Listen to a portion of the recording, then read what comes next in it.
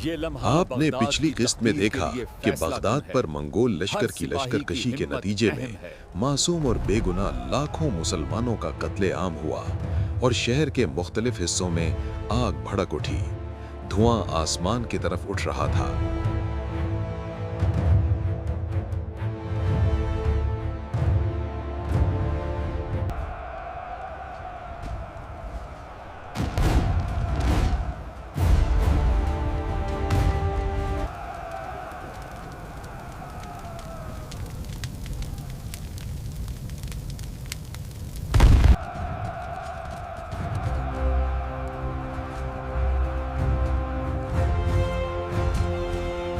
فوج کے مختلف حصوں کو دوبارہ جوڑنا ہوگا۔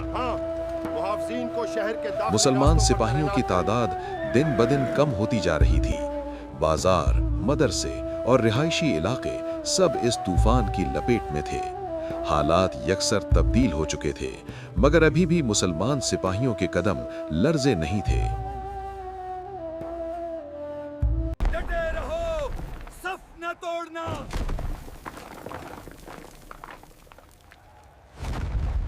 دروازوں پر نظر رکھو، کوئی غفلت نہ ہو۔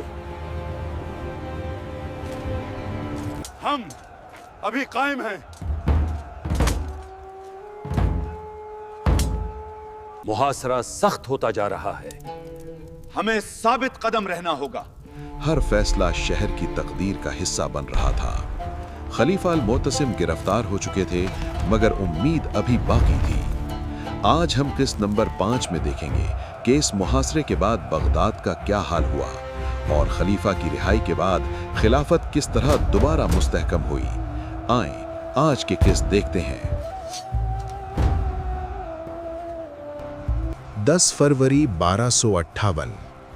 بغداد کے محلات اور بازار اب بھی دھوئیں اور ملبے سے بھرے تھے۔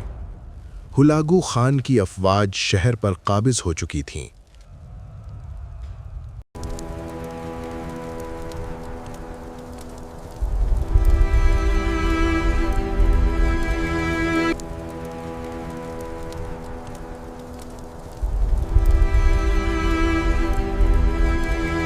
اور عباسی خلیفہ المستعصم باللہ اپنے وزیروں کے ساتھ اہم فیصلے کر رہے تھے۔ بادشاہ نے صبر اور حکمت کی تلقین کی، مگر وزیر مشورہ دے رہے تھے کہ شہر کی باقی سپاہ کو کس طرح منظم کیا جائے۔ یہ لمحہ طاقت، صبر اور تاریخ کے درمیان تھا۔ بادشاہ سلامت، ہمیں فوج کے مختلف حصوں کو جوڑنا ہوگا۔ یہ کام جلد از جلد مکمل کرو، ہر لمحہ قیمتی ہے۔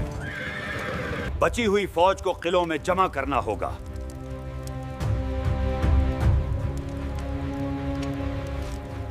1258 کا وہ خونی منظر۔ دجلہ کے کنارے کتابیں بکھری ہوئی تھیں، یعنی علم و حکمت کی لائبریری جل رہی تھی۔ یہ شہر صرف عمارتوں کی تباہی نہیں، بلکہ علم و دین کا خزانہ پانی اور آگ کی نظر ہو رہا تھا۔ مگر اللہ کو تو کچھ اور ہی منظور تھا۔ آپ دیکھیں گے کہ آنے والی قسطوں میں کس طرح یہ منگول اسلام قبول کر کے اسلام کی خدمت کرتے نظر آئیں گے۔ اگر ایمان قبول کر لوں تو کیا میں کمزور ہو جاؤں گا؟ ایمان کمزوری نہیں دیتا، ذمہ داری دیتا ہے۔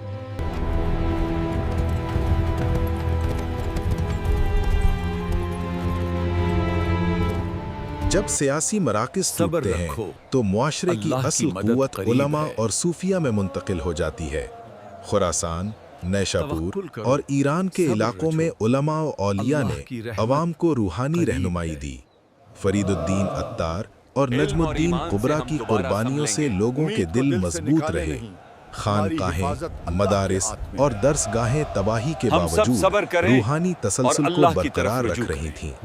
یہ لوگ سیاسی حکمران نہیں تھے، مگر معاشرے کی اصل قیادت انہی کے پاس تھی۔ پر عمل کریں، یہ ہماری رہنمائی کرے گی۔ اگر اللہ نے چاہا تو ہم کریں گے۔ ہمیں ہمت رکھنی ہوگی۔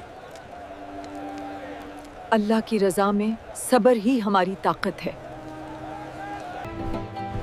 علماء نے لوگوں کو نصیحت کی اور اپنے آقا صلی اللہ علیہ وآلہ وسلم کے جانثاروں کی قربانیوں کی یاد دلائی اور کہا सब्र और हौसला रखो। अपने प्यारे नबी सल्लल्लाहु अलैहि वसल्लम के जानिसारों की कुर्बानियों को देखो तो तुम्हें अपने प्यारों की कुर्बानियों पर रश्क आएगा। अपने नबी के गुलामों की कुर्बानियों को याद रखो, ये तुम्हें अपने प्यारों की कुर्बानियों पर हौसला देगी। हम उनकी याद को दिल में रखते हैं। हम दिल के साथ इल्म की हिफाजत करेंगे। अल्लाह की राह में इस्तिकामत जरूरी है।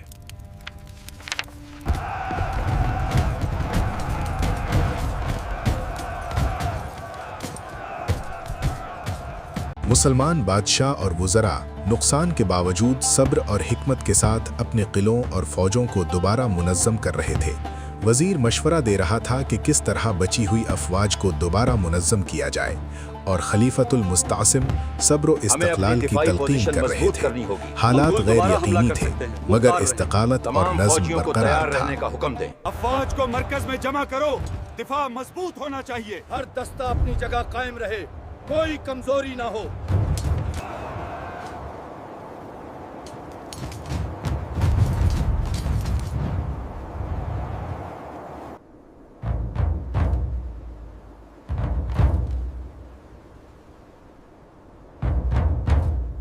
इसी दौरान अनातोलिया में बाज़ंतीनी सल्तनत अपनी सियासी बहाली की कोशिश कर रही थी।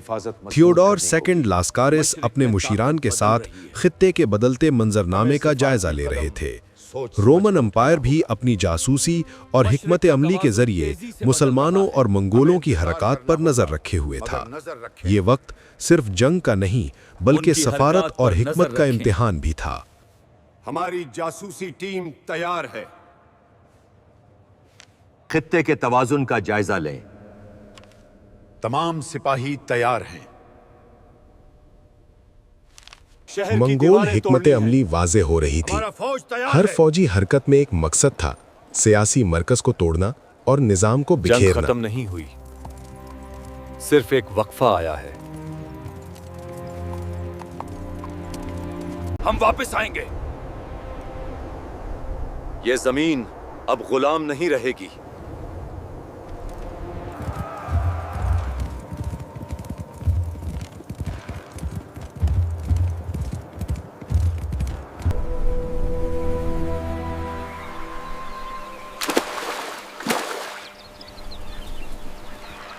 उलमा और सूफिया लोगों को फातिहा पढ़ने की तलकीन कर रहे थे और शुहदा की कब्रों पर खड़े होकर कह रहे थे, अल्लाह ने फरमाया, वला तक़ूलू लिमन युक़्तलु फ़ी सबीलिल्लाहि अमवातुन बल अहयाउन वलाकिन ला तशऊरून, यानी शहीद जिंदा हैं, उन्हें मुर्दा न कहो मगर तुम्हें इसका शऊर नहीं।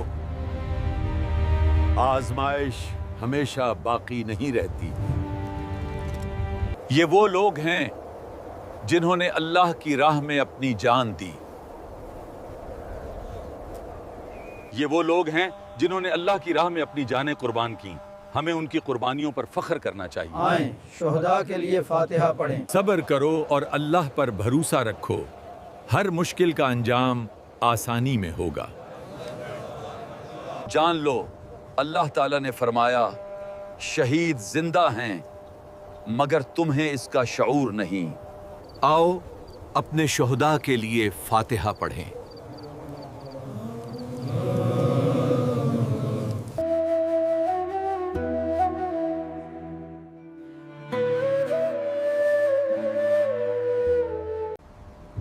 मार्च 1258। धुएं और मलबे से भरा आसमान इस बात का गवाह था कि एक अजीम दारुल हुकूमत शदीद आजमाइश से गुजर चुका था। इल्म ईमान तलवार से ख़त्म नहीं हुए। सल्तनतें उभरती और गिरती रहीं मगर उलमा, सुलहा और अवाम की इस्तिकामत मुआशरे की बुनियाद बनी रही। अब वक्त था कि ताकत के तवाज़ुन, सियासत और रूहानी क़यादत के नए मरहले की तरफ बढ़ा जाए और यही वो लम्हा था जहां अगली किस्त का आगाज़ होगा।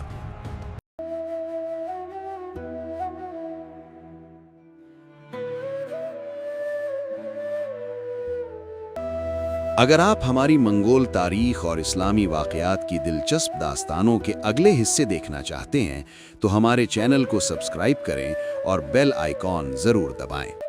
اسی طرح آپ ہمارے ساتھ جڑے رہیں گے اور ہر نئی ویڈیو میں آپ کو تاریخی حقائق، سبق آموز واقعات اور دلچسپ داستانیں دیکھنے کو ملیں گی۔